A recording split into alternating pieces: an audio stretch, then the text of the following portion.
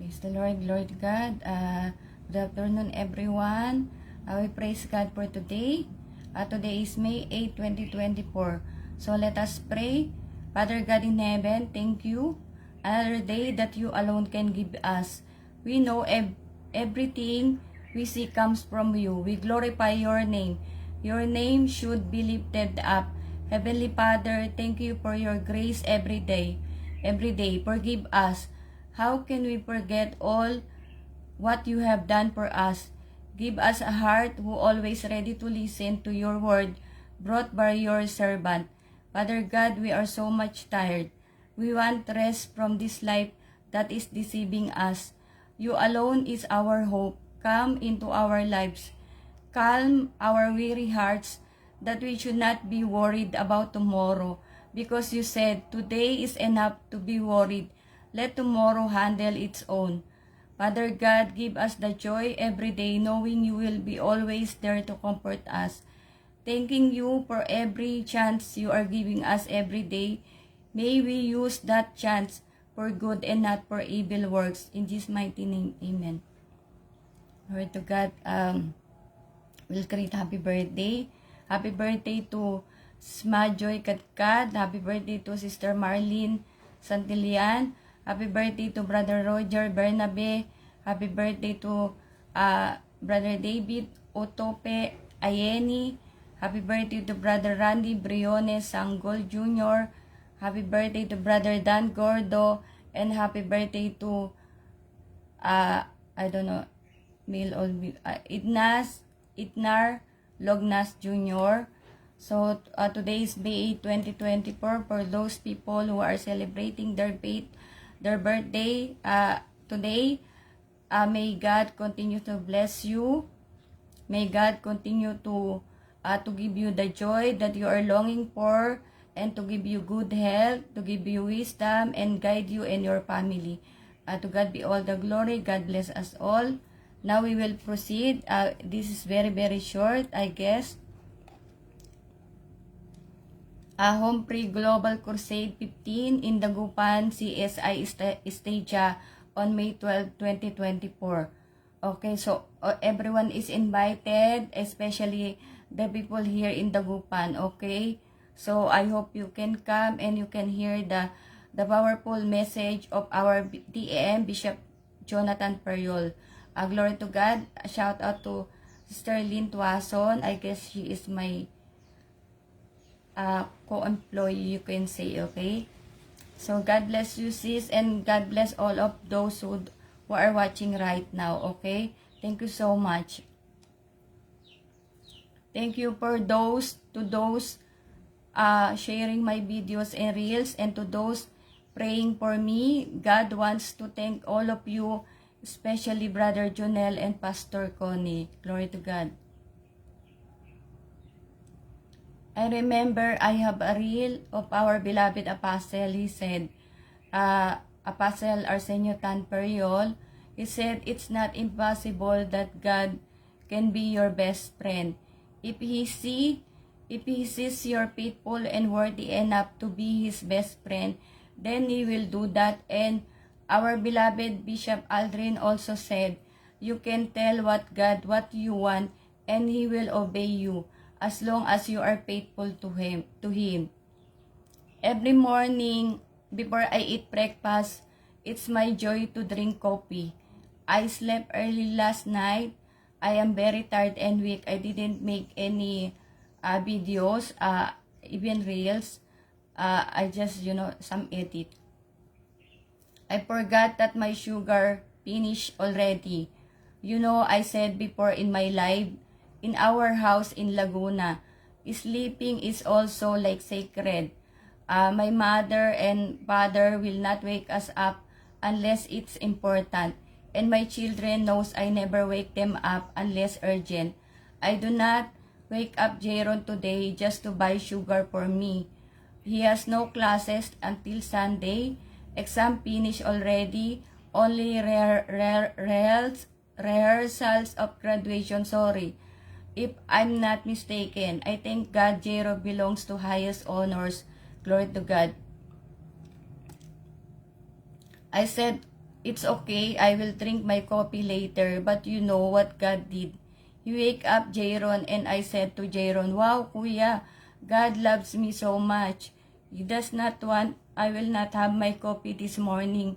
So I asked Jayron to buy sugar. Glory to God. In Luke 1:37, it says here, for nothing will be impossible with God. And Tagalog, sapagkat walang anumang bagay na hindi kayang gawin ng Diyos.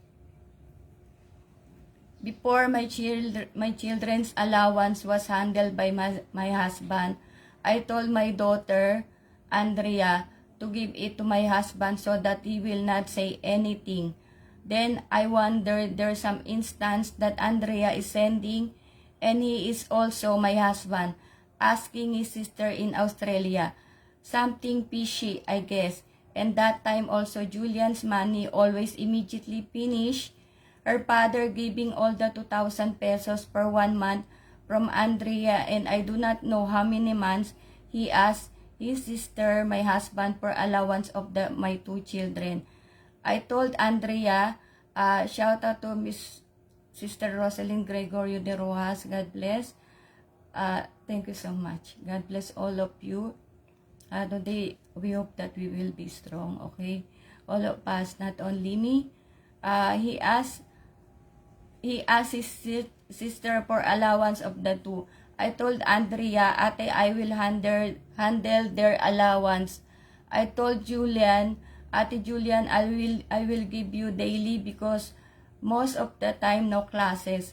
I said so that you can save money because for Jayron I manage everything.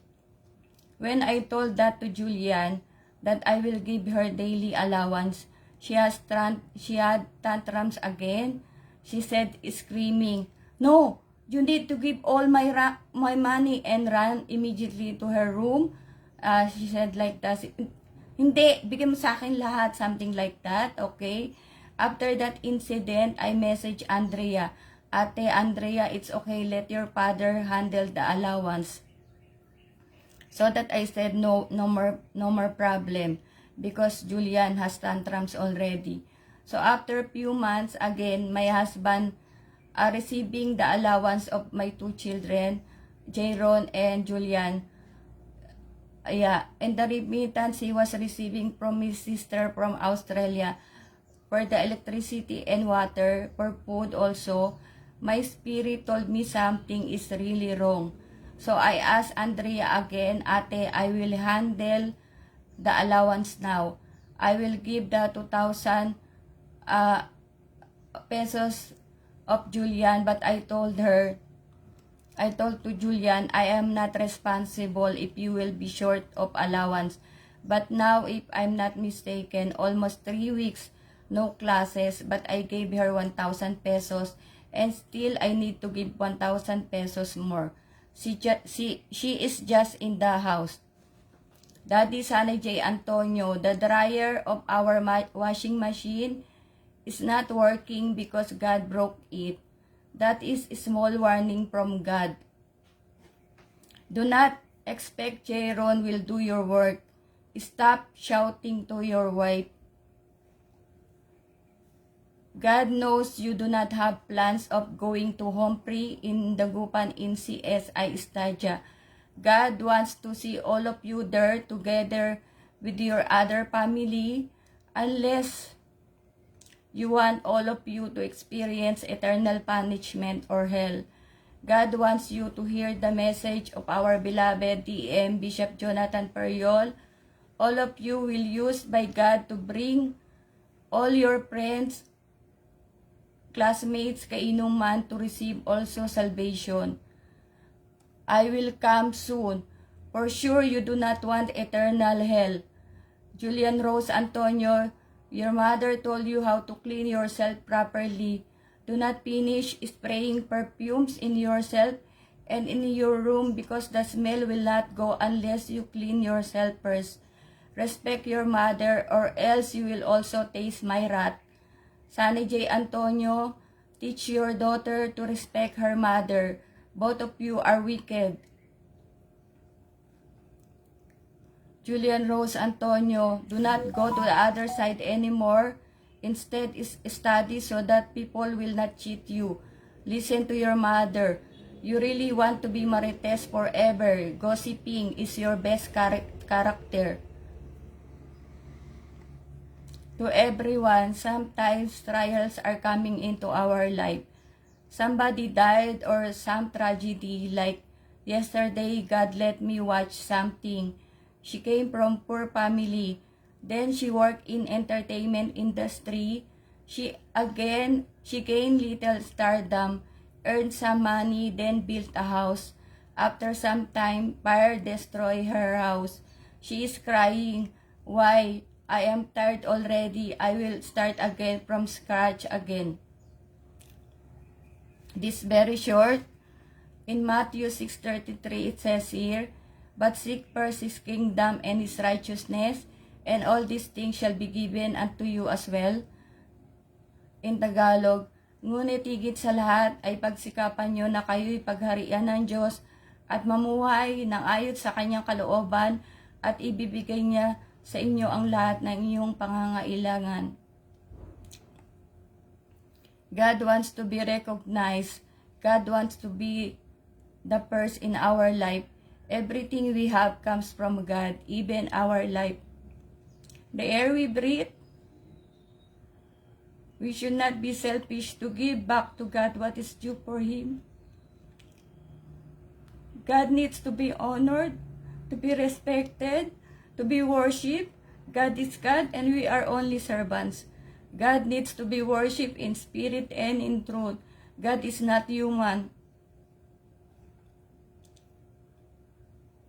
Sometimes something happening to our life, we thought those are only trials or normal, especially sickness and death. But the truth is, we did something wrong to others that God gave us corresponding punishment for what we did wrong. Hurry up to receive your salvation. Tomorrow is not a promise. Let us pray. Heavenly Father, thank you for your message. Help us to obey in every circumstance. We do not want to be left behind. Father God, do what is necessary for us to be near to you. Thanking you once again in this short meditation of your word. In Jesus' mighty name, amen. To God be all the glory. Shout out to my sister Leah Backbeat, okay? And again, thank you so much to all the people who watch. I hope you learned something today, and I hope you continue supporting me. Actually, today really short, but I promise to God because I supposed to make a little long outline, but I wake up late. Yesterday, I was really too tired because when my outline finished, I told God, please check before I will start. Maybe I will say something wrong. Maybe I will say something that is not true. So, you know, that will be burden to me. So that's why, like yesterday, really so much tiring. And like, you know, most of the time God is putting a lot of things in my mind, so I cannot write everything. And see, I forgot something. Anyway, thanks so much again. That one, I promise to God that today evening I will do early my outline for tomorrow so that I will not be running out of time, because we know, the believers, that time is very much mabilis na tumakbo ang oras, because God is really trying to make the time pass so that the believers, his children, will not be, hindi na mahihirapan, will not be troubled so much, because we know that the believers will need to experience the like pre-tribulation we are saying right now, because we need to save some more people. That's why we have to bear our cross, okay? That if they, if we need to save them, then we have to bear what is happening right now. Again, thank you so much, and see you all tomorrow. God bless us all.